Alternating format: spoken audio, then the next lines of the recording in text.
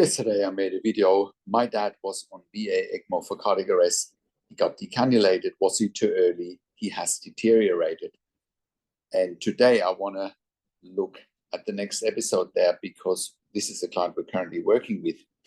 My name is Patrick Hutzel from IntensiveCareHotline.com, and this is another quick tip for families in intensive care. So currently, we're working with one of our clients and members. We have a membership for families of critically ill patients in intensive care at IntensiveCareHotline.com. And one of our members has their 51-year-old dad in ICU after cardiac arrest and heart failure.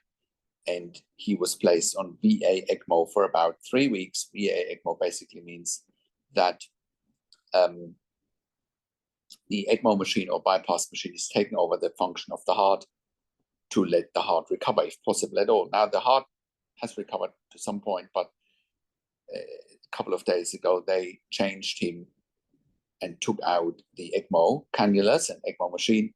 They put him just on an Impella. Impella is a smaller device, smaller machine that takes over just the function of the left ventricle in the heart. Now, yesterday in the video, the patient deteriorated a lot after they've taken him off ECMO. And I explained that in yesterday's video, which we will put a link towards the written version of this blog below the video. But let's look at whether there's any progress.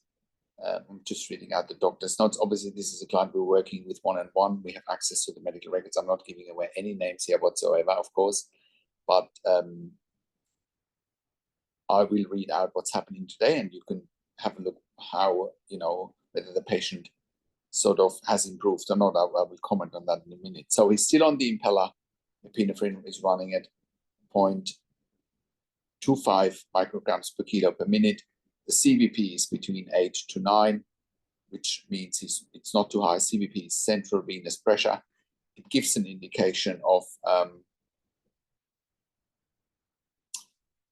whether there's any fluid overload or whether the right heart is working in particular. So with a CVP of 8 to 9, that's okay. It's pretty good. PA pressure, pulmonary artery pressure is 56/24. The systolic is ranging, the pulmonary artery, the diastolic is ranging from 23 to 26. Cardiac index is 2.5 to 3.0, which means we are talking about a normal cardiac index. Mixed venous blood gas, or SVO2, is around 55. It should ideally be above 60. Patient is now successfully weaned off the nitric oxide with no significant increase in central venous pressure, and pulmonary artery pressures are normal. So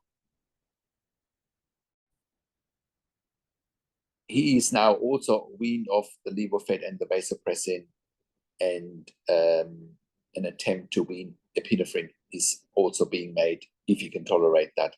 Continue the Impella for now. Right ventricular function is reasonably good by now with good hemodynamics. Continue to remove removal through the continuous renal replacement therapy or hemodialysis at 150 mL an hour to maintain negative state of 1.5 to 2 liters of fluids. Consider increasing to 200 mL per hour fluid removal if CVP is increasing. A still on lignocaine to prevent any arrhythmias. Continue amiodarone drip at 0.5 milligram per minute. Antiarrhythmics, the lignocaine and the amiodarone, need to be continued for now. Vancomycin and cefepime are to be continued, given to the suspiciousness for pneumonia on the CT chest. Continue to monitor lactic acid daily, as well as monitoring the SVO2 or mixed venous blood gas. Continue with heparin. Heparin or a blood thinner is needed because he's on the Impella. Continue atorvastatin 40 milligrams daily. Continue epinephrine at 0.025 micrograms per kilo per minute for now. Depending on his candidacy for advanced heart failure as well as neurological recovery, we need to further discussions about revascularization and also about a VT ablation if he turns out to be not a candidate for advanced therapies. If he recovers well, though, with neurologically without end organ damage and able to ambulate, then we will consider advanced therapies like an LVAD. The family does understand his prognosis is poor and not be a candidate for advanced therapies if he does not recover neurologically to where he can be ambulatory and cognitively intact. Discuss with mother and sister at the bedside about above plan of care. The daughter is the power of attorney and have explained all of the above care, and they're willing to proceed with above full care and would like continue aggressive measures. Completed family meeting on the 31st of the 1st, 2025. They would like to revisit code status as well as the trach and PEG next week based on his neurological recovery throughout this week, monitor electrolytes and replace them as needed. And also optimize the nutritional status, micronutrient levels order. So that is pretty much all that I've got for you today. I hope that helps you understand how to continue weaning a critically ill patient of ECMO and also the Impella, because the weaning needs to continue with the Impella. He may not succeed with weaning the Impella, and he may need the LVAD, but it's, I'll report back here in the next few days how this is going. It remains touch and go for now. Now, I have worked in critical care nursing in 3 different countries for over 25 years, and I have worked as a nurse unit manager in intensive care for over 5 years, and I've been consulting and advocating for families in intensive care since 2013 here at intensivecare-hotline.com. And I can very, very, very confidently say that we have saved many lives for our clients and members and their families. And you can verify that on our testimonials section at intensivecare-hotline.com.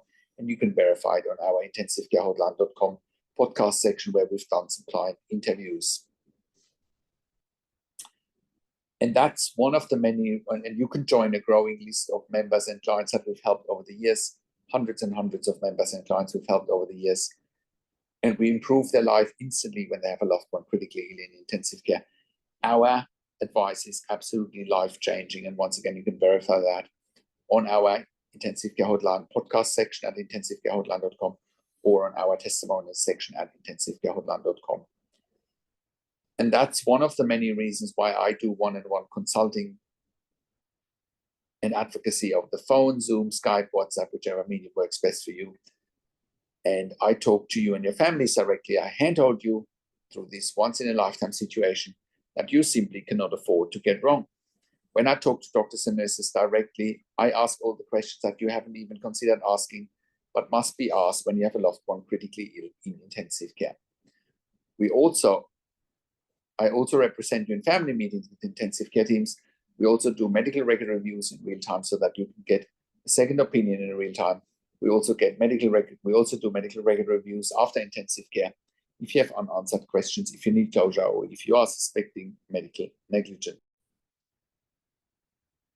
We also have a membership for families of critically ill patients in intensive care. You can become a member if you go to intensivecare-hotline.com. If you click on the membership link, or if you go to intensivecaresupport.org directly in the membership, you have access to me and my team 24 hours a day in the membership area and via email, and we answer all questions intensive care related in the membership. You also have exclusive access to me and my team 24 hours a day in the membership area and via email, and you have exclusive access to 21 ebooks and 21 videos that I've personally written and recorded. And those ebooks and videos will help you to make informed decisions, have peace of mind, control, power, and influence. And all of that you get at intensivecare-hotline.com. Call us on one of the numbers on the top of our website, or simply send us an email to support@intensivecare-hotline.com with your questions. And if you like my videos, subscribe to my YouTube channel for regular updates for families in intensive care. Click the like button, click the notification bell, comment below what you want to see next, what questions and insights you have. Share this video with your friends and families. I also do a weekly YouTube live where I answer your questions live on a show.